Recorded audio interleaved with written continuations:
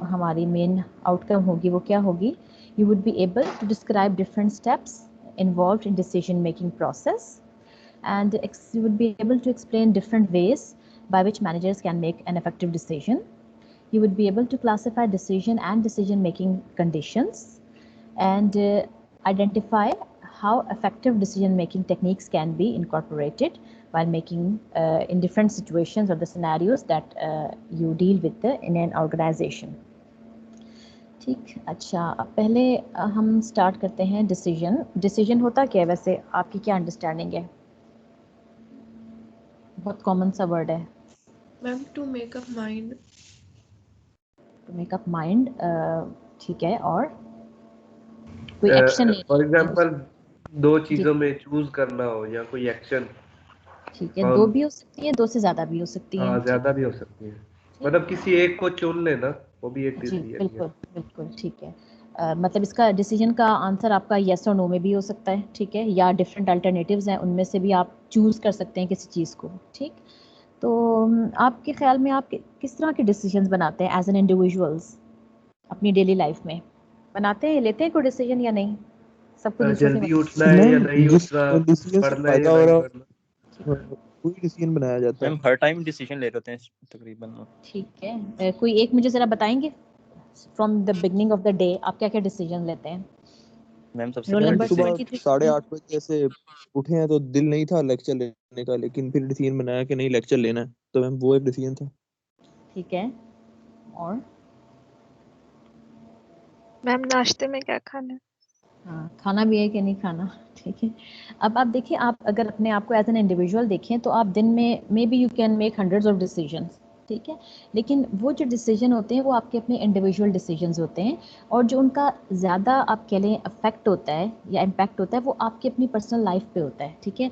आपने सुबह उठना है, कितना अर्ली उठना है, नमाज़ पढ़नी है नहीं पढ़नी, नाश्ता करना है नहीं करना, कोई हेल्दी डाइट लेनी है नहीं लेनी, आगे आपका लेक्चर है वो आपने अटेंड करना है या नहीं करना, कोई क्विज़ है, कोई असाइनमेंट है उसकी प्रिपरेशन करनी है नहीं करनी, सो ऑन, यानी up till the end of the day आप डिफरेंट मल्टीपल टाइप के डिसीजंस लेते हैं related with your personal life mostly और प्रोफेशनल लाइफ इवन देन। तो दोनों केसेस में आप जो भी डिसीजन ले लेते हैं उसका सबसे ज़्यादा जो इफेक्ट हो रहा होता है वो आपकी अपनी पर्सनल लाइफ पे होता है, ठीक है। लाइक अगर आप एक हेल्दी ब्रेकफास्ट नहीं लेंगे तो आपकी अपनी हेल्थ जो है वो डिटेरियोरेट होगी, ठीक। अगर आप लेक्चर नहीं लेंगे तो आपकी परफॉर्मेंस डिग्रेड हो सकती है, क्विज या असाइनमेंट प्रिपेयर नहीं करेंगे तो अगेन आपका ग्रेड डाउन हो सकता है, यानी mostly although in the long run इसका इफेक्ट आपकी फैमिली पे भी होगा, लेकिन अभी करंट सिचुएशन को अगर आप टेम्प्रेरी देखें तो जो सबसे ज़्यादा अफेक्ट हो रहा है वो आपकी अपनी पर्सनल लाइफ पे हो रहा है, ठीक। तो इसका मतलब है कि आपके डिसीजन आपकी लाइफ पे अफेक्ट करेंगे।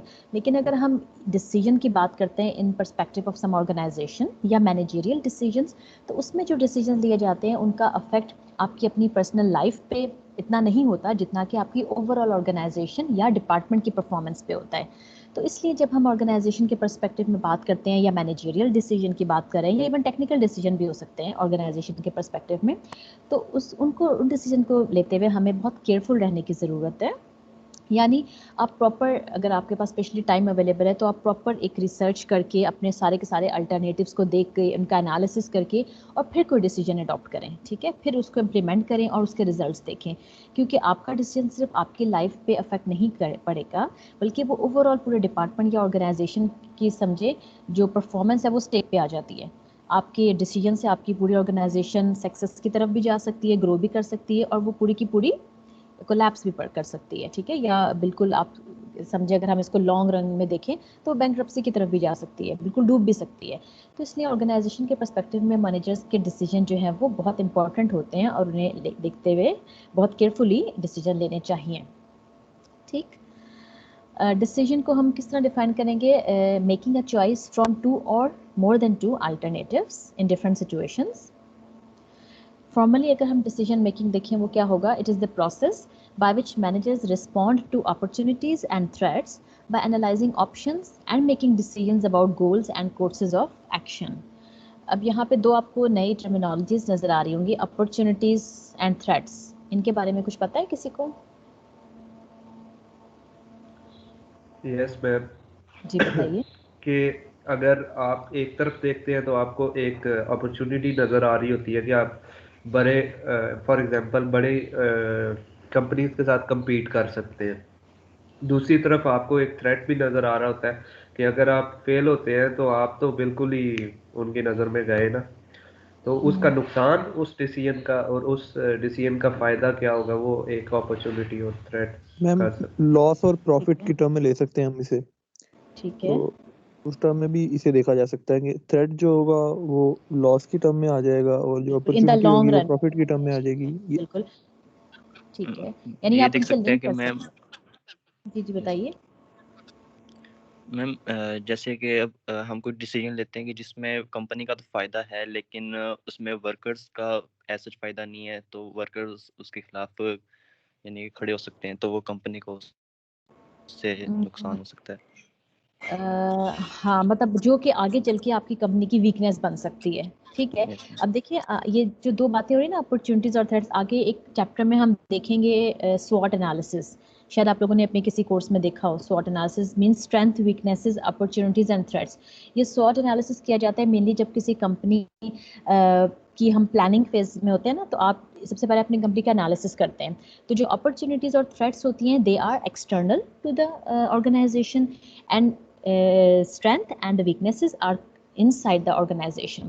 तो अपॉर्चुनिटीज आप ये कह सकते हैं कोई भी एक्सटर्नल चीज है कि अगर आप उसको अडॉप्ट कर लें तो वो आपकी कंपनी की स्ट्रेंथ बन सकती है, ठीक है। फॉर एग्जांपल कोई नई टेक्नोलॉजी आई है, ठीक है, मार्केट में, और आपको पता चला है, आप अगर उस टेक्नोलॉजी को फौरन अडॉप्ट करेंगे, उससे रिलेटेड जो भी अगर आपको रिक्वायर्ड है इक्विपमेंट वगैरह वो परचेज करेंगे, अपने एक्सपर्ट लेकर आएंगे उस पर्टिकुलर, मे बी अगर वो प्रोग्रामिंग से रिलेटेड है या कोई भी टेक्निकल से रिलेटेड है, तो उसके बाद आप अपनी वर्कफोर्स को उस पर ट्रेन करेंगे, ठीक।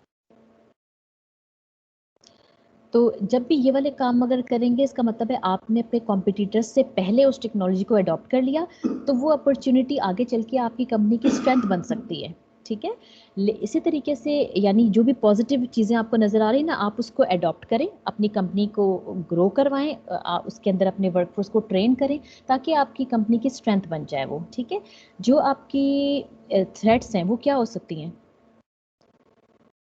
मैम अगर कंपनी बहुत ज़्यादा ग्रो कर रही है तो लाइक बाकियों को लाइक उससे थ्रेट होगा, और फिर लाइक बाकी जो कंपनीज हैं लाइक वो माफिया क्रिएट कर कर लाइक उसको लाइक बैंकरप्ट भी कर सकती है। मतलब ये थ्रेट दूसरों, अगर आपकी कंपनी ग्रो करेगी ना, तो ये थ्रेट दूसरी कंपनीज के लिए होगा।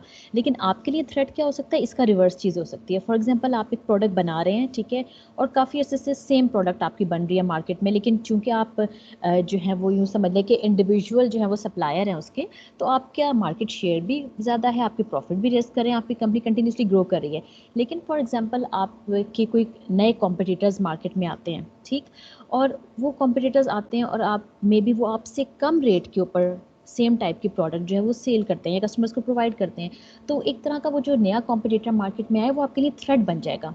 आपको फ़ौरन कोई ना कोई मैकेनिज्म डेवलप करना होगा कि क्या, या तो अपनी प्रोडक्ट में कोई के साथ कोई प्रमोशंस दें, कुछ नई चीज़ इनकॉर्पोरेट करें, या उसकी प्राइस थोड़ी कम करें, या कोई ना कोई आपको ना मैकेनिज्म बिल्डअप करना पड़ेगा, ब्रेनस्टॉर्मिंग सेशन अरेंज करना पड़ेगा, ताकि आप ये देख सकें कि उस कॉम्पिटिटर्स जो है उसको आपने अपना मार्केट शेयर अर्न नहीं करने देना, मतलब आपकी परफॉर्मेंस या आपका प्रॉफिट उसके आने से कम ना हो।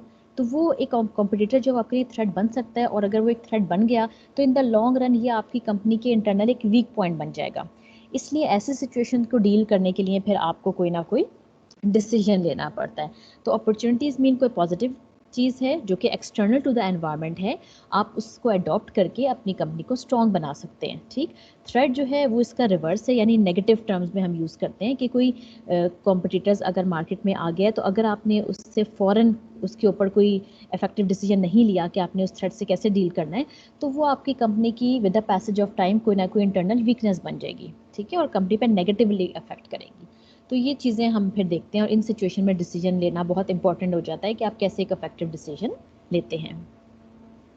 अब डिसीजन जैसे अभी हमने पीछे बात की थी ना कि ये ज़रूरी नहीं है कि आपका डिसीजन जो है वो हमेशा एक ही सिचुएशन का हो या एक ही तरह से हो कि आपके पास येस या नो का डिसीजन है। येस और नो का डिसीजन किस किस्म का हो सकता है किसी कंपनी का?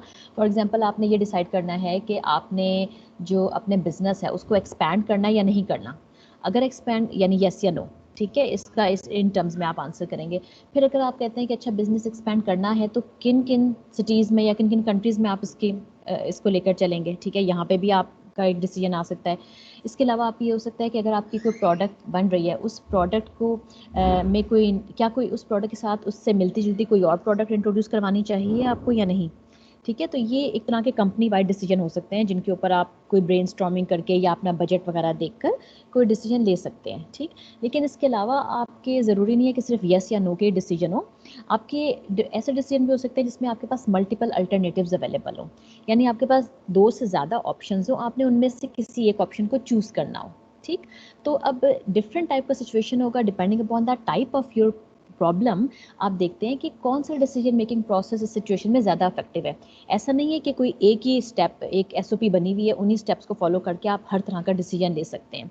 बाज़ दफ़ा आपके पास टाइम की लिमिटेशन होती है, बाज़ दफ़ा आपके पास आपको विदिन ऐसी सिचुएशन आती है आपको विदिन फ्यू मिनट्स डिसीजन लेना पड़ता है, तो फिर आपके पास इतना टाइम नहीं होता कि आप पूरे के पूरे वो डिसीजन एंड मेकिंग के जो स्टेप्स हैं वो अप्लाई करें, ठीक है। तो हम डिफरेंट टाइप के सिचुएशंस देखेंगे कि आप कैसे एक इफेक्टिव डिसीजन ले सकते हैं। अभी जो इस वक्त हम देख रहे हैं वो हम एक जेनेरिक डिसीजन मेकिंग प्रोसेस देख रहे हैं, यानी जिसमें हमारे पास हम ये अज्यूम कर रहे हैं कि टाइम की अवेलेबिलिटी है, कोई टाइम कंस्ट्रेंट नहीं है, और फिलहाल for the time being budget constraint भी नहीं है, हम अफोर्ड कर सकते हैं जो भी हमें डिसीजन लेना है उससे रिलेटेड। सो जो स्टेप्स होंगे वो क्या होंगे? Identifying a problem and decision criteria and allocating weights to the criteria. इसको हम ऐसे करते हैं, 1 बाय 1 देखते हैं, ये इकट्ठे सारे लिखे हुए हैं, बल्कि हम इसको देखेंगे किसी एग्जाम्पल के थ्रू तो आपको ज़्यादा क्लियर होगा। फॉर एग्ज़ाम्पल सबसे पहला जो स्टेप आता है हमारा वो ये कि आप अपनी ऑर्गेनाइजेशन या अपने डिपार्टमेंट में भी हो सकता है, अपनी कोई प्रॉब्लम जो एग्जिस्ट करी है उसको आइडेंटिफाई करें, ठीक है। अब करेक्टरिस्टिक क्या हो सकते हैं प्रॉब्लम्स के? जो भी प्रॉब्लम आप फेस कर रहे हैं मैनेजर्स, उसमें उन्होंने क्या देखना है? The managers must first realise that a problem exist and a decision must be made. यानी पहले तो ये रियलाइज़ करने की ज़रूरत है कि क्या प्रॉब्लम है, ठीक है, और उसका सोल्यूशन जो है वो अर्जेंट बेसिस पे रिक्वायर्ड है, ठीक है। आपकी कंपनी की परफॉर्मेंस डिग्रेड हो रही है उस प्रॉब्लम की वजह से। There is a pressure to solve the problem, यानी आपको हर सूरत उस प्रॉब्लम को सॉल्व करना है। The manager must have the authority, information and the resources available to solve that problem. Again manager के पास ये राइट होना चाहिए, उसकी ये अथॉरिटी होनी चाहिए कि उसको जो भी फंड्स वगैरह चाहिए उस प्रॉब्लम को सॉल्व करने के लिए वो उसको प्रोवाइड किए जाएँ, सारी की सारी रिसोर्सेज अवेलेबल हों, ठीक। अच्छा, then you have to identify decision criteria. अब डिसीजन क्राइटेरिया के लिए फिर आपने क्या देखना होता है कि कुछ ऑब्वियसली आपको कॉस्ट चाहिए होगी, इन्वेस्टमेंट कितनी है, रिस्क क्या इन्वॉल्व है उसके साथ, उसके अलावा जो भी उसकी आउटकम आएगी जब आप उस प्रॉब्लम को सॉल्व करेंगे तो क्या उससे कंपनी की ग्रोथ पे इफेक्ट होगा या नहीं होगा। अब हम जो एग्जांपल ले रहे हैं वो कौन सी है, यहाँ पे इस फ्लो चार्ट में देखते हैं। हमने ये एज्यूम किया कि किसी डिपार्टमेंट के जो मैनेजर हैं उनको जो भी कोई प्रॉब्लम आया उसका उन्होंने ये सोल्यूशन निकाला कि इस प्रॉब्लम को सॉल्व करने के लिए हमें नए कंप्यूटर्स या लैपटॉप्स परचेज करने हैं। ये आपको फर्स्ट पॉइंट नज़र आ रहा है, identifying a problem, my sales representatives need new computers, ठीक। ये वो प्रॉब्लम है जो मैनेजर ने आइडेंटिफाई किया है, ठीक। अब यानी इस प्रॉब्लम को उन्होंने सॉल्व करना है। अच्छा, अब हमने जी मैम वो जो स्लाइड थी उसको थोड़ा जूम कर सकती हैं आप? ये जो फ्लो चार्ट वाली है, यस मैम, वो नजर अच्छा, ही ये जो फ्लो चार्ट पे लिखा हुआ है ना, वो मैं आपको जब हम एक दफ़ा ये सारे स्टेप्स देख लेते हैं ना फिर मैं आपको दिखाती हूँ, क्योंकि जो फ्लो चार्ट में लिखा हुआ है ना वही चीज़ ना step by step in slides पे लिखी हुई है जो आपको नज़र आ रहे हैं ना स्टेप, ठीक है। तो जब हम एक दफ़ा सारे स्टेप कर लेंगे ना तो मैं आपको दिखा दूंगी ताकि उस पर आपको समरी नज़र आ जाए, ठीक। तो अभी हमने सिंपल पहला काम ये किया है फॉर ये वाली स्लाइड, ठीक है, कि आइडेंटिफाइंग अ प्रॉब्लम, यानी आपने प्रॉब्लम आइडेंटिफाई किया और प्रॉब्लम है क्या कि our sales representative needs new computers, ठीक। अच्छा, अब उसके बाद वो क्या कर रहे हैं, अब नेक्स्ट स्टेप ये कि आपने डिसीजन क्राइटेरिया जो है वो आइडेंटिफाई करना है, यानी आपने ये देखना है कि मेरे डिसीजन का क्राइटेरिया होगा क्या। प्रॉब्लम क्या है कि आपने कंप्यूटर्स जो हैं वो ख़रीदने हैं अपने डिपार्टमेंट के लिए। अब क्राइटेरिया मींस किस पैरामीटर्स, किन वेरिएबल्स की बेसिस पे आपने ये डिसीजन लेना है कि आपने कौन से कंप्यूटर्स लेने हैं। अब ये ना कुछ फैक्टर्स आइडेंटिफाई किए हैं मैनेजर्स ने या मे बी उनकी पूरी टीम ने कि आपके लिए जो इंपॉर्टेंट फैक्टर हैं वो क्या है, मेमोरी, ठीक है, बैटरी लाइफ, उसका वेट, ठीक है, वारंटी, डिस्प्ले क्वालिटी, अगेन आप देखिए इसके अलावा भी हो सकते हैं ना क्राइटेरिया, लेकिन ये जो उनकी रिक्वायरमेंट है उसके अकॉर्डिंगली उन्होंने, उस पूरी टीम ने ये 5 फैक्टर्स आइडेंटिफाई किए हैं कि हमने इनकी बेसिस पे डिसीजन लेना है, तो इसे हम कह रहे हैं डिसीजन क्राइटेरिया। अच्छा, जो नेक्स्ट स्टेप होता है वो क्या होता है कि अब हमने आइडेंटिफाई तो कर लिया कि ये हमारे इंपॉर्टेंट पैरामीटर्स हैं। अब जो सेकंड स्टेप होता है, थर्ड स्टेप होता है वो ये कि आप इनको इनके वेट्स असाइन करें डिपेंडिंग अपॉन देयर इंपॉर्टेंस। यानी फॉर एग्जांपल आपके लिए डिस्प्ले क्वालिटी जो है वो टॉप प्रायोरिटी नहीं है, ठीक है, तो आप उसको कम वेट असाइन करेंगे। आपके लिए अगर मेमोरी सबसे टॉप प्रायोरिटी है तो आप मेमोरी को ज़्यादा वेट असाइन करेंगे। तो इट्स अप टू यू, ये सिर्फ एक एग्जाम्पल है, इसमें हम रैंडमली कोई नंबर्स लें।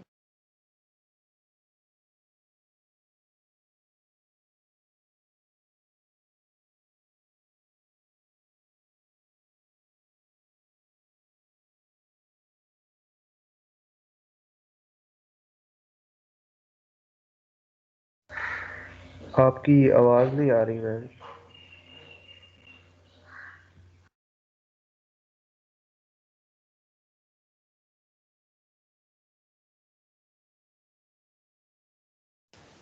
मैम डिस्कनेक्ट हो गई हैं।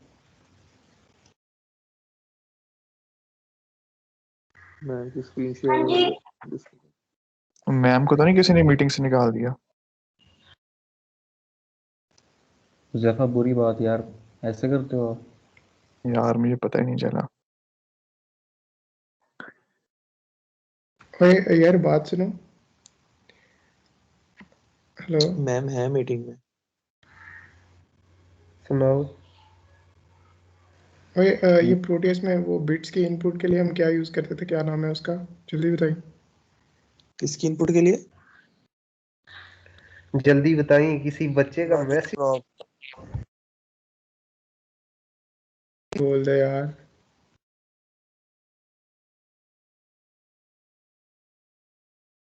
इनपुट्स लॉजिक स्टेट के नाम से होता है कुछ, लॉजिक स्टेट और लॉजिक प्रोब।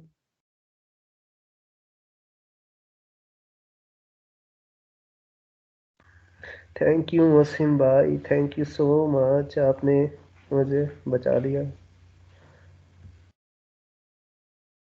हसन भाई भाई साथ में रहता है यार, भाई के बगैर काम नहीं होता।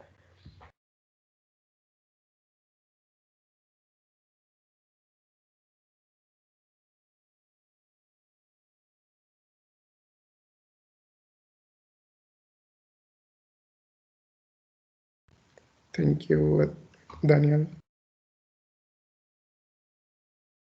ये देखा है, आवाज चेंज हो गई है, दिल टूट गया है। आप लोग को मेरी आवाज अब आ रही है? यस मैम मैम, जी अभी अभी आई है। स्लाइड्स भी विजिबल हैं? No ma'am. मैं दोबारा लोड करती हूँ, कुछ इशू हो गया था जिसकी वजह से मैं मीटिंग से आउट हो गई थी। ओके क्या मैंने लास्ट क्या बताई थी आपको बात? मैम, हम वो उसको वेट दे रहे थे डिसीजन के वेट असाइन, पैरामीटर्स को।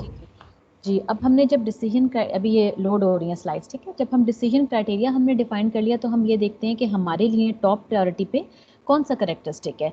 फॉर एग्जांपल जैसे हमने कहा कि मेमोरी हमारी टॉप प्रायोरिटी है, तो हम उसको एक हाईएस्ट, जी स्लाइड अपलोड हो रही है, ठीक है, उसको एक हाईएस्ट वेट दे देंगे। और जो भी हमारी लोएस्ट प्रायोरिटी है, फॉर एग्जांपल डिस्प्ले हमारा इतना मैटर नहीं करता कि बहुत अच्छी रेजोल्यूशन है उसकी।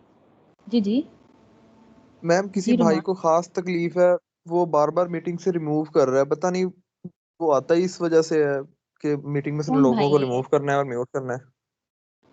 मैम पता नहीं, मुझे खुद 5 दफा कर दिया है। मैम आप काइंडली आईटी वालों से बात करके इस भाई का नाम तो पता करवा दें। अच्छा, मैं आज कोशिश करती हूँ इंशाल्लाह, ठीक है। मैम मैंने तो ये कोशिश अटेंडी भी बनाने की का थी, तरीका मैं बता दूं, जल्दी जल्दी मोर एक्शंस पे अगर आप क्लिक करें। मैंने असल में पहले किया था, मैंने ब्राउज़र पे जाके भी सेटिंग की थी, लेकिन कुछ इश्यू हो गया था वहाँ पर ना। मैंने 2 दफ़ा ये ट्राई किया है कि जो एक ही अटेम्प्ट में आप सारे के सारे अटेंडेंट बन जाते हैं ना। मैं भी लेक्चर के बाद ना आज कोशिश करती हूँ कि इस प्रॉब्लम को सॉर्ट आउट करूँ, ठीक है। मैम वो मैम अभी आईटी वाले अटेंडी में बना दिया किसी ने, नहीं कर सकते लेकिन मेरे मैम ख्याल से। ये अच्छी बात तो नहीं है ना इस तरह के बार बार रिमूव अब हो आप रहा है छोटे बंदा। छोटे बच्चे तो नहीं है ना बहुत ऐसे, बुरी या बात है तो मैम। फ्रेशमैन के बच्चे हों या स्कूल के बच्चे हों, ऐसे तो स्कूल के बच्चे भी नहीं मेरे कर रहे होते, मेरे बच्चों की क्लास फेलोज आई मीन। तो आप लोग तो यूनिवर्सिटी स्टूडेंट है, कितनी अजीब बात है। 1 साल बाद आप लोगों ने इंशाल्लाह प्रोफेशनल लाइफ में चले जाना है। ये कोई काम है करने वाला?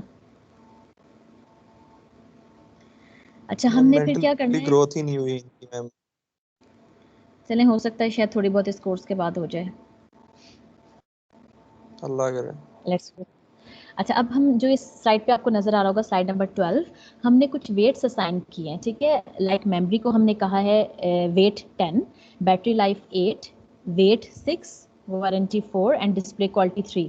अब ये कोई फिक्स फिगर नहीं है, ठीक है, आप इसमें बेशक 100, 50, 60 इस तरह करके नंबर्स ले लें। हमने सिंपल एक इवन नंबर्स लिए हैं और अपनी सिंप्लीफिकेशन के लिए कोई बहुत बड़े नंबर्स नहीं लिए। मेन हमारा पर्पज़ ये है कि हम सिर्फ ये बताना चाह रहे हैं कि memory is our top priority, battery comes at second number, then weight, then warranty and at the last our preferred parameter is display quality। ठीक है, यानी आपने पहले प्रॉब्लम आइडेंटिफाई किया, आपने डिसीजन क्राइटेरिया बनाया, फिर आपने उनको वेट्स असाइन किए। अब आपने क्या करना है, फोर्थ स्टेप में you have to develop alternatives, यानी आपने मार्केट में जाके देखना है कि आप जो कंप्यूटर्स या लैपटॉप्स आपको रिक्वायर्ड हैं, कौन कौन सी कंपनी वो प्रोवाइड कर रही है आपको, ठीक। यानी you have the alternatives are listed without evaluation that can resolve the problem, यानी आपने सिंपल लिस्ट डाउन किया, उनको कलेक्ट किया, उनकी इन्फॉर्मेशन ली। अब ये जो आपको पॉसिबल अल्टरनेटिव नज़र आ रहे हैं स्लाइड नंबर 14 पे, इसमें आपको कुछ नाम नजर आएंगे, HP, ProBook, Sony, Lenovo, Apple, Toshiba वगैरह वगैरह, ठीक है। अब जो आगे देखें, जो भी हमने करेक्टरिस्टिक आइडेंटिफाई किए, इस पर्टिकुलर कंपनी की वो उस पर्टिकुलर पैरामीटर की इंफॉर्मेशन गिवन है। फॉर एग्जांपल यहाँ से आपको थोड़ा सा आइडिया हो रहा होगा कि जो फर्स्ट नंबर पे हमारा अल्टरनेटिव है HP, ठीक है, HP ProBook, memory and storage में वो टॉप पे है। इसका मतलब ये कि सबसे ज़्यादा मेमोरी और स्टोरेज जो हमारी लिस्ट है ना अल्टरनेटिव्स की, वो HP प्रोबुक और डेल की है, ठीक, क्योंकि हमने इनको 10-10 नंबर दिए हैं। जो सेकंड नंबर पे मेमोरी है वो इनकी है, सोनी, लिनोवो, एप्पल और सोनी NW, ठीक। जो थर्ड नंबर पे जिसको हमने 7 नंबर दिए हैं वो तोशिबा, और जो लास्ट में आ रहा है HP पेविलियन वो 4। इसका मतलब है कि जो ज़्यादा नंबर है ना, वो ये रिप्रेजेंट कर रहा है कि उस पर्टिकुलर कंपनी की का जो लैपटॉप या कंप्यूटर है उसकी सबसे ज़्यादा मेमोरी है, ठीक। सिमिलरली बैटरी लाइफ को आप देखें, बैटरी लाइफ किसकी सबसे ज़्यादा है? HP पेविलियन, ठीक है, और सबसे कम किसकी है? HP प्रोबुक की। सिमिलरली कैरिंग वेट, अब ज़ाहिर है वेट हम चाहेंगे कि कम से कम हो ना, ठीक है, तो इसका मतलब है कि जो सबसे टॉप पे है, ठीक है, 10, इसका मतलब है वो हमारी रिक्वायरमेंट पे सबसे ज़्यादा पूरा होता रहा है, और जो 4 है वो सबसे कम, यानी वो लीस्ट प्रेफर्ड है, HP पेविलियन। सिमिलरली वारंटी में जिसको हमने 10 नंबर दिए हैं, इसका मतलब है वो पर्टिकुलर कंपनी जो है वो हमें मैक्सिमम वारंटी प्रोवाइड कर रही हैं, ठीक। डिस्प्ले क्वालिटी में अगेन जिसको हमने 10 नंबर दिए, यानी कि लिनोवो और HP पेविलियन, उसका डिस्प्ले सबसे ज़्यादा बेटर है as compare to the rest of the options, ठीक है। तो हमने अल्टरनेटिव डेवलप किए और उनकी पर्टिकुलर जो डिसीजन क्राइटेरिया था, या कह लें कि पैरामीटर्स थे, हमारा इंटरेस्ट था, करेक्टरिस्टिक थे, उनकी हमने वैल्यूज़ डिटरमिन की। नेक्स्ट अब हमने इंपॉर्टेंट क्या करना है, we have to analyse these alternatives. Analysis का मतलब ये होता है कि अब आपने उनकी स्ट्रेंथ और वीकनेसेस को अप्रेज करना है, ठीक है, एनालिसिस करना है। And alternatives appraisal is based on its ability to resolve the issues related to the criteria and criteria weight, यानी अब हम वेट की बेसिस पे देखेंगे कि कौन सी पर्टिकुलर कंपनी हमें क्या फीचर्स दे रही है। अब हमने सिंपल किया क्या है कि आप देखें, HP जो था उसकी मेमोरी टॉप पे आई थी हमारे पास HP प्रोबुक की 10, और जो इसका वेट था मेमोरी का वो भी कितना था, 10, ऐसे था ना, तो 10 × 10 100, यानी इसका जो पर्टिकुलर मेमोरी और स्टोरेज में इसकी जो वैल्यू हो गई वो हो गई 100, ठीक है। सिमिलरली बैटरी लाइफ को अगर आप देखें, बैटरी लाइफ इसकी कितनी थी, 3, और हमने जो वेटेज दी थी बैटरी लाइफ को वो कितनी दी थी, 8।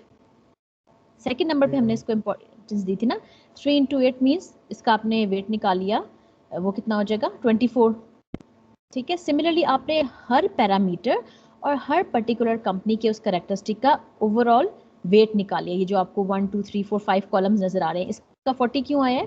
HP पेविलियन की मेमोरी 40 क्यों है? क्योंकि इसको हमने 4 पे रैंक किया था, ठीक है, या 4 वेट दिया था, और जो मेमोरी का था कि ओवरऑल वेट जो हमने असाइन किया था वो 10 था, तो इसलिए 4 × 10 विल गिव यू 40। तो इस तरीके से आपने हर, ये देखिए यहाँ पे 40 आ गया, हर पर्टिकुलर कंपनी के हर फीचर का ओवरऑल वेट निकाला है। और ये लास्ट कॉलम में क्या किया हुआ है हमने, टोटल स्कोर उनका, टोटल स्कोर, ठीक है। यानी जैसे फॉर एग्जांपल ये HP प्रोबुक है, इसकी मेमोरी एंड स्टोरेज की value plus battery life, carrying weight, warranty, display quality, इन सबको ऐड कर दें तो ये इसका ओवरऑल समझ लें, नेट वेट भी कह सकते हैं या टोटल स्कोर भी कह सकते हैं। तो जब आपने हर कंपनी का करेक्टर वाइज और वेट वाइज का वेट वैल्यू नेट वैल्यू निकाल ली, तो इन द एंड आप क्या देखेंगे, the company that score the highest number will be chosen as an alternative by the company manager. तो किसको हमें चूज करना चाहिए इसमें से फिर? Dell Inspiron. डेल इंस्पिरॉन, ठीक है, because it has the highest weight of 249। अब आपने जब चूज कर लिया तो उसके बाद आप क्या करेंगे, the alternative with the highest total weight has been chosen, putting the chosen alternative into action. यानी अब आपने जब अल्टरनेटिव सारा एनालिसिस करने के बाद, मार्केट सर्वे करने के बाद जब उसको चूज किया, अब आप उसको, इसका एक्शन क्या होगा, फिर आप उसको परचेज करें, ठीक है, उसको डिपार्टमेंट में लेके आएँ और जो भी आपको प्रॉब्लम आ रहा था उसको सॉल्व करें। Conveying the decision to and gaining commitment from those who will carry out the alternative, यानी जिनकी भी ये रिस्पॉन्सिबिलिटी है परचेजिंग की, आप परचेजिंग डिपार्टमेंट तक ट्रांसफ़र करेंगे और फिर वो इस पर्टिकुलर अल्टरनेटिव को परचेज करके आपके डिपार्टमेंट को प्रोवाइड करेंगे। अब जो इम्पोर्टेंट काम है वो क्या, वो ये लास्ट वाला है, ठीक है, that is step number 8। The soundness of the decision is judged bye it's outcomes, means how effectively was the problem resolved by the outcomes resulting from the chosen alternatives, and if the problem was not resolved then what went wrong। यानी अब जब आपने purchasing कर ली, आपने department में उसको use करना शुरू कर दिया, आपने वर्कर्स को उस पर ट्रेन कर लिया, तो आपने फिर ये भी देखना है कि क्या जिस वजह से आपको प्रॉब्लम आ रहा था और आपने ये आइडेंटिफाई किया था कि मेरा जो भी प्रॉब्लम है या जो भी परफॉर्मेंस मेरी डाउन हो रही है वो इन कंप्यूटर्स के इश्यूज़ की वजह से हो रही है, तो क्या इन नए कंप्यूटर्स की परचेजिंग से आपका वो प्रॉब्लम एड्रेस हुआ है या नहीं हुआ। अगर वो प्रॉब्लम एड्रेस नहीं हुआ तो इसका क्या मतलब है? आपका डिसीजन सही नहीं था। Ma'am problem wrongly identify. कौन सा वाला डिसीजन तो हमने बहुत सारे लिए हैं, कौन सा डिसीजन ठीक नहीं था? मैम जो फर्स्ट डिसीजन था नए के चाहिए लेने वाला, फॉर एग्जाम्पल अब आपकी परफॉर्मेंस पे ज़रा बराबर फर्क नहीं पड़ा, ठीक है, बिल्कुल वैसी कंपनी की आउटपुट आ रही है, प्रोडक्टिविटी वैसी ही है, तो क्या क्या मसला हो सकता है? इसका मतलब है हमने कहाँ पे गलती की है? प्रॉब्लम रॉन्गली आइडेंटिफाई आइडेंटिफाई करने में प्रॉब्लम, ठीक है, बिल्कुल, यानी ये पॉसिबिलिटी हो सकती है कि आपने जो प्रॉब्लम आइडेंटिफाई किया था ना वही गलत किया। एग्जाम्पल ये, अब मैं आपको वो जो समरी है ना वो दिखाती हूँ, ये वाली, ये विजिबल है, मैं इसको कुछ बड़ा करने की कोशिश करती हूँ। यहाँ से तो मेरा ख्याल है नहीं होगी, वैसे मुश्किल से नजर आ ही जाता।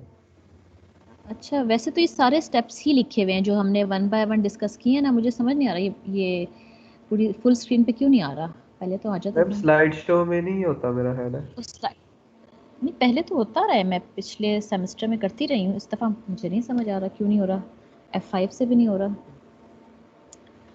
चलिए मैं इसको समझने की कोशिश करें।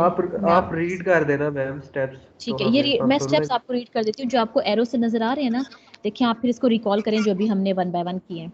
आइडेंटिफाइंग अ प्रॉब्लम, हमने प्रॉब्लम आइडेंटिफाई किया, देन डिसीजन क्राइटेरिया आइडेंटिफाई किया सेकंड नंबर पे। थर्ड नंबर पे we have allocated weights depending upon the priority set by the manager और the team members. Fourth number पे क्या है, डेवलप अल्टरनेटिव्स, यानी आपने सारा मार्केट सर्वे करके बताया कि ये कंपनीज हैं जो हमें कंप्यूटर्स प्रोवाइड कर सकती हैं। देन एनालाइजिंग अल्टरनेटिव, एनालाइजिंग का मतलब है आपने उनको उनके वेट के मुताबिक उनकी स्ट्रेंथ और वीकनेसेस आइडेंटिफाई की। Then ma'am selecting an alternative, then implementing that, after that evaluate, जो आपको रेड से नजर आ रहा है, इवेलुएटिंग डिसीजन इफेक्टिवनेस। जी तलहा कुछ पूछ रहे हैं आप? मैम इसमें प्राइस वाला फैक्टर नहीं आएगा? जी वो मैंने आपको कहा था ना स्टार्ट में कि हम ये एज्यूम करें कि हमें बजट कंस्ट्रेंट फिलहाल नहीं है, ठीक है, तो हमारा मेन मसला इस वक्त जो टारगेटेड है ना वो ये कि हमने प्रॉब्लम सॉल्व करना है। अगर आप का प्राइस होगा ना तो आप ये कर सकते हैं कि डिसीजन क्राइटेरिया में एक प्राइस के फैक्टर को भी ऐड कर दें। अभी हमारे 5 फैक्टर्स है ना, फिर एक हमारे 6 फैक्टर्स बन जाएंगे। ओके। अच्छा, तो हम ये चीज़ डिस्कस कर रहे थे कि फॉर एग्जांपल हमारी प्रोडक्टिविटी बिल्कुल स्टेबल हुई है, उसी पॉइंट पे है, उसमें थोड़ी सी भी इम्प्रूवमेंट हमें नज़र नहीं आ रही, तो इसका मतलब है आपने जो प्रॉब्लम स्टार्ट पे आइडेंटिफाई किया था ना कि our sales representative needs new computers, may be वही प्रॉब्लम ही आपका गलत हो, ठीक है। इसका मतलब ये है कि हो सकता है कि जो आप प्रॉब्लम ये हो कि जो आपके वर्कर्स हैं ना वो आप अपने काम में इंटरेस्टेड ही नहीं है, या आप कह सकते हैं कि उनका एप्टीट्यूड ही नहीं है, या ये है कि वो बहुत डीमोटिवेटेड हैं। तो आपने बिला वजह मैंने ये सारा काम किया कि आप नए कंप्यूटर्स लेकर आए। हो सकता है आप अगर सही प्रॉब्लम आइडेंटिफाई करते, आप एम्प्लॉयज़ के जो इश्यूज़ हैं, मे बी उनके पर्सनल इश्यूज़ हो सकते हैं, कोई प्रोफेशनल इश्यूज़ हो सकते हैं, या उनके सैलरीज के इश्यूज़ हो सकते हैं, हो सकता है उनकी वजह से वो इतने डिस्टर्ब हों कि वो अपना काम ठीक से ना कर पा रहे हों।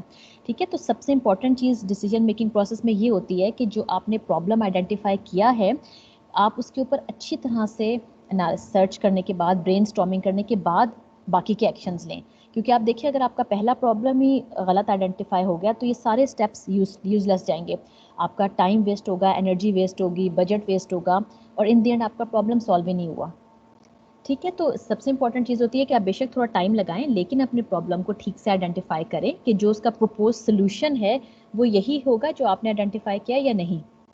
ठीक, अच्छा अभी हमने ये देखा था, इसके स्टेप्स देखे हैं। इसके अलावा अब ये जो 20th स्लाइड है ये आपको ये बता रही है कि डिसीजंस मैनेजर्स को किन किन सिचुएशन में ले सकता है।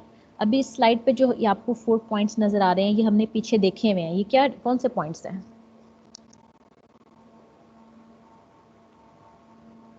फर्स्ट या सेकेंड लेक्चर में हमने देखे थे मेरे ख्याल में। डिसीजन मैनेजर्स में मेक, यानी कब मैनेजर्स को डिसीजन लेना पड़ सकता है, या किस किस्म का डिसीजन लेना पड़ सकता है। ये क्या चीज़ है? उनके फंक्शंस है ना, मैनेजर्स के फंक्शंस, वो किस लिए मैनेजर्स हैं, मतलब मेन उनका काम क्या है, वो यानी उस चीजें। बिल्कुल, ये सारे के सारे स्टेप बाय स्टेप ये काम हो रहे होते हैं, मैनेजर्स की ये ड्यूटीज़ में शामिल होते हैं। ठीक है, तो अगर आप देखिए अब ये हमने पिछले लेक्चर्स में देखे थे फर्स्ट वीक के, तो ये वाले प्लानिंग, ऑर्गेनाइजिंग, लीडिंग, कंट्रोलिंग, ये सबसे बेसिक मैनेजमेंट फंक्शन हैं जो कि हर ऑर्गेनाइजेशन में, हर डिपार्टमेंट में हो रहे होते हैं, डिपेंडिंग अपॉन कि आप कितना इफेक्टिवली इनको मॉनिटर कर रहे हैं।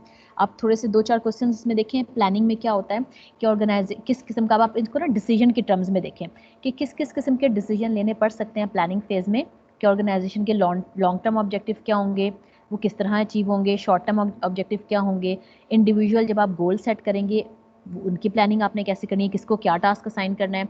सिमिलरली आप ऑर्गेनाइजिंग में देखिए, उसमें हमने ये देखना है कि टोटली कितने एम्प्लॉयज़ आपका ये पर्टिकुलर काम करेंगे, किसकी हिरार्की कैसे होगी, कौन किसको रिपोर्ट करेगा। ठीक है, जॉब्स किस तरह से डिज़ाइन करनी है, और स्ट्रक्चर कैसा होना चाहिए ऑर्गेनाइजेशन का, यानी हॉरिजॉन्टल होना चाहिए, वर्टिकल होना चाहिए, या मिक्स्ड होना चाहिए। ठीक, लीडिंग में आप देखें, लीडिंग क्वालिटीज़ आ रही हैं कि जो इंटरपर्सनल रिलेशनशिप की तरफ हम ये टारगेट कर रहे हैं कि अनमोटिवेटेड एम्प्लॉयज़ जो हैं उन्हें आपने कैसे मोटिवेट करना है। ठीक है, कौन सा लीडरशिप स्टाइल आपको अडॉप्ट करना है एक पर्टिकुलर सिचुएशन में, प्रोडक्टिविटी कैसे इंक्रीज़ होगी।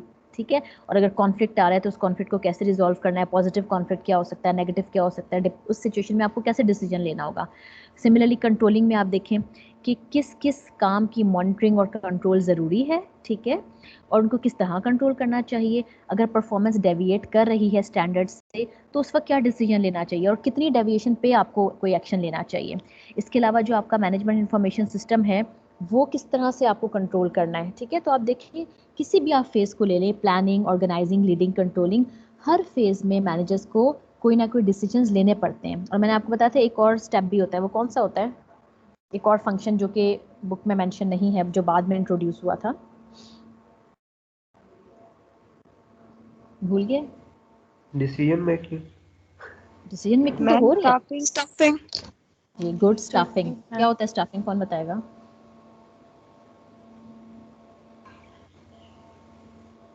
मतलब कौन से लोग हायर करने हैं स्टाफ को जी, यानी आपका हायरिंग, यानी हम ये अज्यूम करें कि हमारे पास मैन पावर नहीं है, तो आपने जो रिक्रूटमेंट करनी है नए एम्प्लॉयज़ की, वो कैसे करनी है, उसका पूरा का प्रोसीजर कैसे होगा। Starting from the advertisement of ad, यानी आप ऐड कैसे दे रहे हैं, आपकी रिक्वायरमेंट क्या है, उसके बाद फिर आप सारा का सारा प्रोसेस, टेस्ट, इंटरव्यूज़ वगैरह वगैरह, साइकोलॉजिकल टेस्ट, वो सब कुछ। यानी आपका स्टाफिंग मीन्स आप रिक्वायर्ड मैन पावर को कैसे हायर करते हैं। ठीक, अच्छा अब ये जो हमने देखे ना स्टेप्स, आप देखिए ज़रूरी नहीं है कि हमेशा आपको यही स्टेप्स फॉलो करने पड़े। ठीक है, depending upon the type of decision आपका सिनेरियो चेंज हो जाएगा। तो उस सेंस में जो अभी हमने ये स्टेप्स पढ़े हैं ना, अगर आप एक प्रॉपर लॉजिकल वे में स्टेप बाय स्टेप अप्रोच को अडॉप्ट करते हुए थॉरो एनालिसिस करेंगे अल्टरनेटिव्स का और फिर कोई डिसीजन लेंगे ना, तो it is called rational decision making. तो अभी जो हमने सारे स्टेप्स पढ़े हैं इसका मतलब है ये एक ना रैशनल डिसीजन मेकिंग के स्टेप्स हैं, यानी कि उसकी प्रॉपर्टीज़ क्या होंगी, the outcome will be completely rational, The decision maker use a consistent system of preferences to choose the best alternatives. The decision maker is aware of all the alternatives. The decision maker can calculate the probability of success for each alternative. ठीक है, ये यहाँ पे हमने probability वाला काम फिलहाल नहीं किया, लेकिन ये कि इसके लिए फिर अलग प्रोसीजर्स होते हैं कि प्रोबेबिलिटी वाली सेंस में आप कैसे कोई डिसीजन लेंगे, वो एक अलग प्रोसेस है। लेकिन रैशनल डिसीजन मेकिंग क्या होगी कि जब भी आप एक प्रॉपर वे में, लॉजिकल वे में, स्टेप बाय स्टेप, ये सारे 8 जो भी हमने स्टेप पढ़े हैं, इनको 1 बाय 1 फॉलो करते हुए आप डिसीजन लेंगे विदाउट एनी बायसनेस आप कह लें, ठीक है, तो वो एक रैशनल डिसीजन होगा। ठीक, लेकिन होता क्या है कि आप जितनी मर्जी कोशिश कर लें, आपका जो भी डिसीजन है ना वो 100% रैशनल कभी भी नहीं हो सकता। किस वजह से नहीं हो सकता, चलें आप बताएं। अभी तो हमने कहा ना, हमने ये सारा काम किया, हमने देखें कोई बायसनेस नहीं दिखाई, हमने प्रॉपर मार्केट सर्च किया, अपना क्राइटेरिया डिफाइन किया, फिर हमने वेट्स निकाले, फिर चूज़ किया अल्टरनेटिव। तो अपनी तरफ से तो हमने 100% किया ना, लेकिन 100 इवन देन हम ये कह रहे हैं कि कोई भी डिसीजन 100% रैशनल नहीं हो सकता। किन लिमिटेशंस की वजह से? मैम आप जितना भी रिसर्च कर लें, जो भी कर लें, आप हर चीज को तो नहीं देख सकते ना, मतलब कभी कोई ना कोई चीज रह जाती है। मतलब आप पूरे अल्टरनेटिव्स भी नहीं देख सकते मार्केट में। अब ऐसे तो नहीं है ना कि इतने हजारों लैपटॉप्स हैं, फॉर एग्जांपल इसमें देख लें तो हमने उसमें से 8, 10 या 20 देख लिए, तो बाकी भी तो होते हैं जो कि है मार्केट में, लेकिन हमें उनका नहीं पता। तो इस तरह की चीजें जो है इस वजह से बिल्कुल, ये एक इम्पॉर्टेंट रीज़न है। इसके अलावा 1-2 और भी हैं, वो हम देखते हैं। बाउंडेड रैशनैलिटी क्या है? Bounded rationality is a theory that suggest that there are constraint that force a decision maker to be less than completely rational. यानी आप जितनी भी कोशिश करें, कुछ ना कुछ आपकी रैशनैलिटी जो है ना वो बाउंडेड है, वो लिमिटेड है, कंस्ट्रेंट है कुछ। वो क्या हो सकते हैं? लिमिटेड और अनरिलायबल इन्फॉर्मेशन इज अवेलेबल, यानी हो सकता है कि आपको सारी इन्फॉर्मेशन अवेलेबल ना हो। जैसे अभी आपने बात की कि हमने सिर्फ 8 देखे हैं, हो सकता है 20, 25, 50 हों, आपके पास सबकी इन्फॉर्मेशन होना ज़रूरी नहीं है। सेकेंड वन क्या हो सकता है? Human minds have a limited capacity to process the information. ठीक है, ज़रूरी नहीं है कि आप मशीन नहीं है कोई कि आप सारी की सारी इन्फॉर्मेशन को प्रोसेस कर लें। हमेशा कोई लिमिटेशन होती है कि उससे ज़्यादा ह्यूमन माइंड, उससे ज़्यादा क्रिएटिविटी आप कह लें, या ये कि उससे ज़्यादा प्रोसेसिंग नहीं कर सकता। कुछ ना कुछ लिमिटेशंस होती हैं, ये नेचुरल प्रोसेस है। उसकी वजह से भी आपका की रैशनैलिटी 100% नहीं होती। और जो एक और इम्पॉर्टेंट चीज़ है, लिमिटेड अमाउंट ऑफ टाइम। यानी फॉर एग्जांपल आपको with in a day decision लेना है, ठीक है, तो आपके पास इतना टाइम नहीं है कि आप पूरी मार्केट जाके घूमें, हर वेंडर के साथ, हर सप्लायर के साथ आप कांटेक्ट करें, ठीक, और उसके बाद उन अल्टरनेटिव्स को लेकर आएँ, फिर उनका एनालिसिस करें। तो टाइम भी एक बहुत बड़ा फैक्टर होता है कि फॉर एग्जांपल आपने बाज़ दफ़ा may be with in an hour, बाज़ दफ़ा सेकंड के भी डिसीजंस लेने पड़ते हैं। तो ज़ाहिर है उसमें फिर हम ये वाला प्रोसेस फॉलो नहीं करेंगे, ठीक। वो हम आगे जाके पढ़ेंगे कि वो क्या सिचुएशन हो सकती है जब आपको सेकंड्स में डिसीजन लेने पड़ते हैं। तो ये कुछ लिमिटेशन है जिसकी वजह से आप जितनी मर्जी कोशिश कर लें, 100% रैशनल डिसीजन मेकिंग नहीं हो सकती। That is always bounded by some constraint, some limitations, ठीक है। तो आप ऑल्दो आपको अपनी तरफ से, अगर आपके पास टाइम अवेलेबल है, बजट अवेलेबल है, तो एक रैशनल डिसीजन लेने की कोशिश करनी चाहिए, लेकिन that will always be limited by some constraint. अच्छा, अब ये लास्ट स्लाइड को देखते हैं, फिर हम मेरे ख्याल में प्रोजेक्ट को डिस्कस कर लेते हैं। एक और जो डिसीजन मेकिंग के साथ ही कॉन्सेप्ट आता है, दैट इज़ सेटिस्फाइसिंग। ये स्लाइड पढ़ें और फिर आप मुझे बताएं, इसको एक्सप्लेन करना है आपने, ठीक है।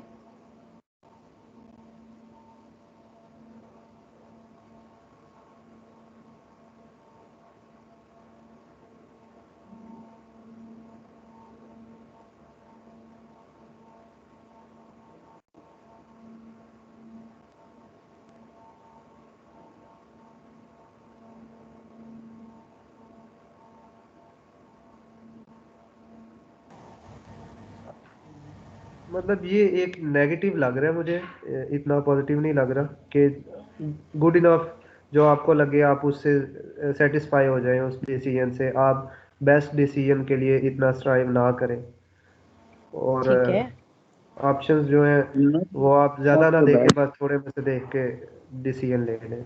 ये ठीक है। और कोई कुछ कमेंट करेंगे?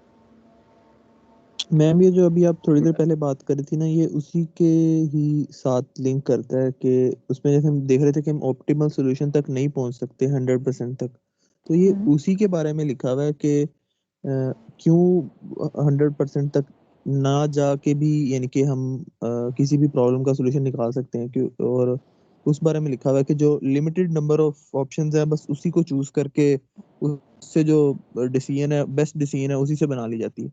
ठीक है, ये जैसे है ना सेटिस्फाइसिंग, ये लिखा है, ये वर्ड निकला है सेटिस्फैक्ट्री से, ठीक है, यानी सेटिस्फेक्शन से, यानी आप ऐसा सोल्यूशन जो है वो चूज कर लें that is good enough for you, that is acceptable for you. ठीक है, फॉर एग्जांपल जैसे आप अगर हम इसको अपनी नॉर्मल इंडिविजुअल की लाइफ पे अप्लाई करें, ऑर्गेनाइजेशन से हट के ज़रा, कि आप फॉर एग्जांपल अभी इंशाल्लाह साल बाद ग्रेजुएट हो जाएंगे, तो आपने अपना कोई ज़्यादा टारगेट रखा हुआ है। फॉर एग्जांपल आप ये सोचते हैं कि मुझे जो है वो एटलीस्ट मिलनी चाहिए कोई 1,00,000-1.5 लाख की जॉब सही है, और वो प्राइवेट फर्म होनी चाहिए, मेरे घर से मे बी 10 किलोमीटर्स तक होनी चाहिए, साथ मुझे बाकी की भी कुछ पर्क्स और प्रिविलेजेस अवेलेबल होनी चाहिए, मेडिकल होना चाहिए वगैरह वगैरह। ठीक है, लेकिन जब आप घर गाड़ी बंगला। हाँ जी ठीक है, तो जब आप ग्रेजुएट होते हैं तो फ़ौरन आप विद इन अ मंथ और 2 आप जो भी सर्वे करते हैं उससे आपको ये आइडिया होता है कि जो आपके पास इस वक्त ऑप्शंस अवेलेबल हैं वो इस तरह की हैं, 50,000, 70,000, 80,000। ठीक है, मे बी कुछ आप कह रहे हैं कि अच्छा वो 10 किलोमीटर्स के अंदर भी नहीं आ रही वो पर्टिकुलर आपकी जॉब प्लेसमेंट जो है, वो 15 किलोमीटर तक आ रही है। ठीक है, सैलरी आपकी थोड़ी सी कम है उससे, ठीक है, लेकिन कोई और फीचर एक्स्ट्रा आपको मिल रहा है, एक्स्ट्रा भी मिल सकता है, ज़रूरी नहीं कि हर चीज़ कम ही मिल रही है, मे बी आपको मेसिंग फ्री है, आपका मेडिकल फ्री है, इस टाइप की ऑप्शंस है। या ये कह लें कि आपको टाइम सूट कर रहा है, उनका टाइम बहुत स्ट्रिक्ट नहीं है, ठीक है, आप 10 o'clock से आगे भी 4 o'clock तक भी आ सकते हैं। तो यानी अब आप ये कह रहे हैं, सोच रहे हैं कि जो आपका टारगेट था ना, आपका वो टारगेट कुछ और था, लेकिन आपने 2 महीने सर्च कर ली, आपको अंदाज़ा हो गया कि फ़िलहाल आपको अपने टारगेटेड चीज़ नहीं मिल रही, तो आप उससे थोड़ा सा कम पे सेटिस्फाई हो गए हैं, सिर्फ इसलिए कि आप ये नहीं चाहते कि आपका मज़ीद टाइम वेस्ट हो। आप ये कह रहे हैं कि चलो कुछ ना होने से कुछ होना बेहतर है, आप ठीक है इन पैरेलल आप मज़ीद सर्च करते रहेंगे, आपको जब उससे बेहतर अपॉर्चुनिटी मिलेगी you will switch your job. लेकिन currently depending upon the current situation and tentative scenario, आप कहते हैं कि नहीं आप इसी जॉब पे सेटिस्फाई हैं और आप उसको ज्वाइन कर लेते हैं। तो इसका मतलब है ये जो पूरी कंडीशन है ना, ये सिचुएशन है, वो आपके लिए एक सेटिस्फाइसिंग किस्म का की कंडीशन बन गई है। ठीक, यानी searching for and choosing an acceptable or satisfactory response to problem and opportunities rather than trying to make the best decision. यानी आपने अपनी तरफ से एफर्ट की, ठीक है, लेकिन टाइम, यहाँ पे हम इसको लिंक कर सकते हैं टाइम के साथ, आपके पास टाइम इतना नहीं है कि आप मजीद वेस्ट करें। So the accepting this, you have accepting the solution that is good enough for you. ठीक, तो इसी तरीके से जैसे आपने पर्सनल लाइफ में इसको अप्लाई किया, अगर आप इसको ऑर्गेनाइजेशन के पर्सपेक्टिव में देखें तो वो जो अभी हमने पीछे एग्जांपल देखी थी वो भी हो सकती है। इसके अलावा कोई भी सिनेरियो हो सकता है कि जिसमें आप ये कह लें कि आपके पास टाइम अवेलेबल नहीं था, या आप ये भी कह सकते हैं अच्छा चलें बजट की कंस्ट्रेंट थी, ठीक है, या कोई और रीज़न था कि आपको जो भी ऑप्शंस मिल रही है आपको उसको कंप्लीट करना है। ठीक है, लाइक ये भी आप कर सकते हैं कि फॉर एग्जांपल आपको कोई प्रोजेक्ट कंप्लीट करना है, ठीक है, और उस प्रोजेक्ट को आपने विद इन 6 मंथ लॉन्च करना है, कोई नई प्रोडक्ट बना रहे हैं आप, और आपको अब एक स्ट्रॉन्ग किस्म की मैन पावर की ज़रूरत है। आप इंटरव्यूज़ करते हैं, आप कहते हैं कि अच्छा जो मुझे बंदा चाहिए वो एक बहुत अच्छा प्रोग्रामर होना चाहिए, ठीक है, इसके अलावा उसकी कम्युनिकेशन स्किल्स भी बहुत स्ट्रांग होनी चाहिए। आपने हायरिंग करनी है, जब आप इंटरव्यूज़ करते हैं तो आप देखते हैं कि अच्छा सारी क्वालिटीज़ मुझे किसी भी एक कैंडिडेट में नहीं मिल रही, और आपको कोई दो हायरिंग लिमिटेशन भी है कि आप 2-3 बंदों से ज़्यादा भी हायर नहीं कर सकते। तो फिर आप ये देखेंगे कि अच्छा आपकी टॉप प्रेफरेंस कौन से कैरेक्टरिस्टिक है और कौन सा कैंडिडेट इस वक्त बेस्ट सूट कर रहा है। ऑल्दो सारी मेरी रिक्वायरमेंट अभी भी पूरी नहीं हो रही, लेकिन आपके पास अब मज़ीद टाइम नहीं है कि आप मज़ीद इंटरव्यू अरेंज करें, मज़ीद कैंडिडेट को सर्च करें, तो आप थोड़े से जो आपको गुड एनफ लग रहा है आप उसको हायर कर लेते हैं। तो वो एक ऑर्गेनाइजेशन के पर्सपेक्टिव में वो भी एक सेटिस्फाइसिंग की कंडीशन बन जाएगी। ठीक है, आपको बेस्ट चीज़ नहीं मिल रही, ठीक है, लेकिन आप उस पर सेटिस्फाई हो गए क्योंकि वो आपके लिए उस वक्त एक सेटिस्फैक्ट्री सोल्यूशन है। ठीक है, क्लियर है ये चीज़ जी। 87 रोल नंबर कौन है, कुछ पूछना है आपने?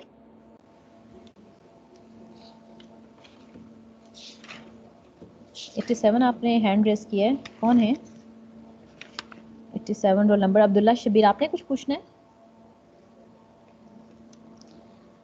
जी? कुछ क्वेश्चन है तो बताइए, वरना हम फिर प्रोजेक्ट को देख लेते हैं, थोड़ा सा क्या करना है उसमें हमने।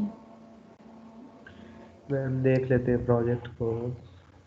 ठीक है, अच्छा चलें, प्रोजेक्ट का ऐसे है, एक चीज़ तो ये आयमा आपने पूछा था कि क्वेश्चन आपको नहीं मिल रहा, तो एक चीज़ तो ये कि क्वेश्चन है तो आप दो तरह से सर्च कर सकते हैं। एक तो आप सिंपल गूगल पे भी जाके सर्च कर सकते हैं, अपना प्रॉपर आपने ना वो टाइटल ज़रूर डालना है और अपने कीवर्ड्स सही डालने हैं। दूसरी चीज़ ये कि जैसे मैंने आपको एक सैम्पल अपलोड किया था ना पेपर का, आप ना गूगल के बजाय आप गूगल स्कॉलर पे जाएं, ठीक है। गूगल स्कॉलर पे आपको रिसर्च पेपर्स मिलेंगे, आपको वहाँ से जो भी, क्योंकि आप जो भी काम कर रहे होंगे ऐसा नहीं होगा कि वो दुनिया में कभी नहीं हुआ हो, ठीक है। वो कहीं ना कहीं एग्जैक्ट ना भी हुआ, उससे मिलता जुलता काम ज़रूर हुआ होगा, अदरवाइज तो आप लिटरेचर रिव्यू ही नहीं कर पाएंगे, ठीक है। तो आप गूगल स्कॉलर पे जाएं, आपने जो भी काम करना है उसके कीवर्ड्स आप एंटर करें, तो उससे रिलेटेड कोई ना कोई आपके सामने पेपर्स आ जाएंगे, ठीक।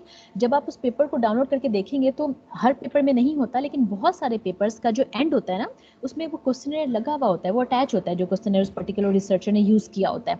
जैसे मैंने आपको जो वो एक ऑनलाइन एजुकेशन का पेपर अपलोड किया था, आप देखें जो भी पेपर है उस पेपर के एंड पे उन्होंने क्वेश्चनर अटैच किया हुआ है कि उन्होंने किन किन एरियाज को टारगेट किया था, किस किस्म के क्वेश्चंस पूछे थे। तो वो आपको जो भी मिलता है ना, जो आपको बेहतर लगता है और आपकी रिक्वायरमेंट पे पूरा उतर रहा है, आप उसको चूज़ करें, ठीक है। अगर नहीं मिलता तो आप मुझे बताइए, मेरे ख्याल में तो क्वेश्चन मिलना चाहिए अगर आपने वाकई एक्सटेंसिव रिसर्च की है तो, ठीक है। किए आयमा, क्या आप लिख कर सर्च कर रही थी जो आपको नहीं मिला? मैंने इतना सर्च नहीं किया था, मैं भी इस तरह इंशाल्लाह सर्च करूँगी तो मिल जाएगा। आप बताइएगा, मिल जाएगा, नहीं मिलता तो फिर आप मुझे बताइएगा। और प्रोजेक्ट से रिलेटेड जो कॉन्फ्रेंस है ना, कॉन्फ्रेंस मैंने आपको बताया था कि लोकल भी आप देख सकते हैं। अब चूंकि इंटरनेशनल कॉन्फ्रेंसेस भी आजकल ना ऑनलाइन हो रही हैं, तो अगर आपको लगता है कि फ़ी अफोर्डेबल है, इतनी ज़्यादा नहीं है, तो आप किसी इंटरनेशनल कॉन्फ्रेंस को भी टारगेट कर सकते हैं।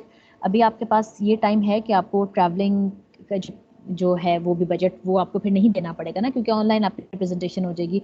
तो वो एक ऑप्शन हो सकती है, आप पाकिस्तान से बाहर भी कॉन्फ्रेंसेस देख सकते हैं, लेकिन थोड़ा सा आपको सर्च करना पड़ेगा कि जो भी आप टारगेट कर रहे हैं जिस एरिया को, वो उससे रिलेटेड कॉन्फ्रेंसेस हो रही हैं या नहीं हो रही। तो जनरली मेरे तो ख्याल में मैनेजमेंट या इंटरडिसिप्लिनरी जो भी कॉन्फ्रेंस है उसमें आपका पेपर सबमिट हो सकता है, आप कोई भी टॉपिक ले रहे हो तो आप ये भी कर सकते हैं। इसके अलावा आप इसका रिवर्स काम भी कर सकते हैं। फॉर एग्जांपल आप कॉन्फ्रेंसेस देखें, उनके एरियाज़ को देखें और देखें कि अच्छा कौन सा एरिया जो है ना वो उसको टारगेट कर रहा है, जिसका डाटा या जिससे रिलेटेड कंपनी को आपके लिए एक्सेस करना आसान है, यहाँ से यानी जहाँ से डाटा कलेक्शन आपके लिए ईजी होगी, ठीक है। तो दोनों तरह से आप लेके चल सकते हैं, लेकिन ये कि कोशिश करें कि कॉन्फ्रेंस वाला काम आप साथ साथ करते रहें ताकि आपको उनकी डेडलाइंस का पता हो ना।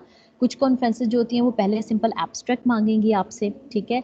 वो एब्स्ट्रैक्ट की बेसिस पे रिजेक्ट या एक्सेप्ट करती हैं, ठीक है। तो कुछ कॉन्फ्रेंसेस जो होती हैं वो डायरेक्ट फुल लेंथ पेपर मांगती हैं। तो जाहिर है अब इस वक्त तो आपने कुछ नहीं किया हुआ ना, तो कम से कम 2 महीने बाद वाली कॉन्फ्रेंसेस को ही देखें, ठीक है। और फिर उसके हिसाब से आपने अपना काम जल्दी जल्दी वाइंड अप करना है।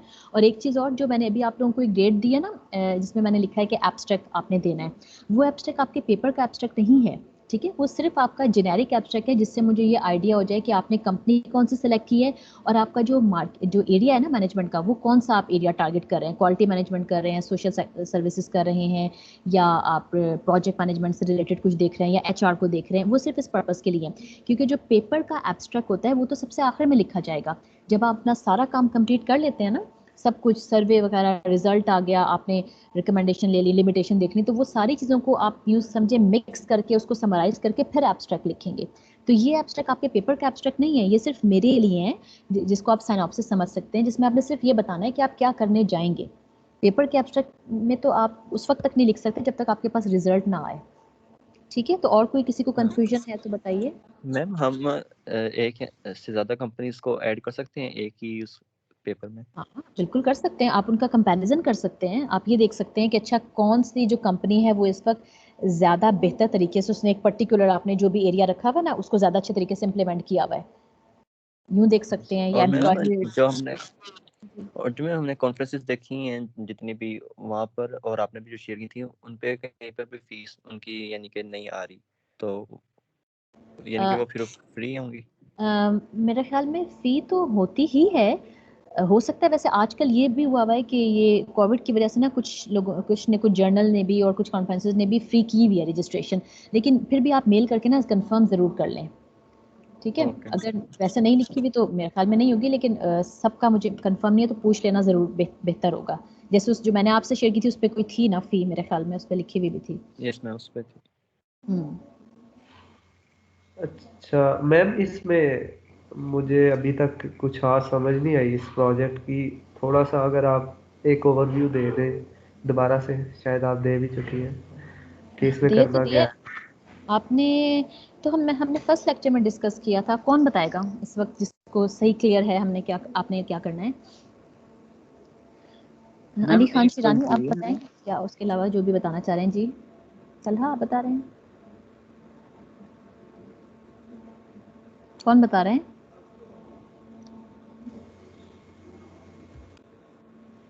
हमने एक यानी कि सर्वे करना है पहले कंपनी में जाके कि उनका जो मैनेजरियल यानी कि एरिया वो किस तरह से चीज़ों को हैंडल करते हैं। कि मैनेजमेंट किसी भी चीज़ में हो सकती है, लाइक मैंने अभी कहा कि एचआर में या सोशल सर्विस में मैनेजमेंट को हमने पर्टिकुलर टारगेट करना है कि वो किस तरह से चीज़ों को हैंडल करते हैं। तो उसकी एक हमने रिपोर्ट बनानी है सर्च पेपर की फॉर्म में, कि उसमें उनके क्या क्या फॉल्ट्स थे, उनमें क्या क्या उन्होंने उनकी चीज़ अच्छी थी कि जो बाकियों को भी अडॉप्ट करनी चाहिए, और क्या चीज़ उनमें कमी रहेगी जिस जो वो कंपनी को यानी कि अडॉप्ट करनी चाहिए ताकि वो उनकी प्रोग्रेस बेटर हो सके। ठीक है, गुड।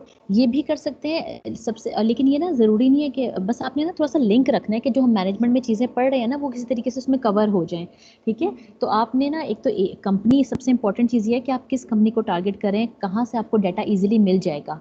ठीक है, ये इंपॉर्टेंट चीज़ है, क्योंकि अगर आपकी कंपनी अलाउ नहीं करेगी आपको डाटा, तो फिर आप ये ना हो कि आप सोच के बैठे हो मैंने ये काम करना है और वो फिर आपको पब्लिश ही ना करने दे काम। तो ये इंपॉर्टेंट चीज़ है। इसके लिए बेहतर है कि अगर आपका कोई रेफरेंस हो, कोई रिलेटिव हो कहीं पे, तो उनसे आप पहले बात करें। अगर आपका कोई इस तरह का मसला है ना कि आप नहीं कर पाते, तो फिर आप कंपनी वाला काम रहने दीजिएगा। आप कोई जनरल ट्रेंड, जैसे मैंने आपको एक सैम्पल पेपर भेजा था ना ऑनलाइन एजुकेशन का, तो उसमें आप इस तरह का भी क्वेश्चनर या इस तरह के भी एरिया को भी टारगेट कर सकते हैं कि आप जनरल परसेप्शन देख रहे हैं, लाइक इस वक्त ऑनलाइन एजुकेशन की पाकिस्तान में क्या सिचुएशन है, इस तरह से। ठीक है, या आप कोई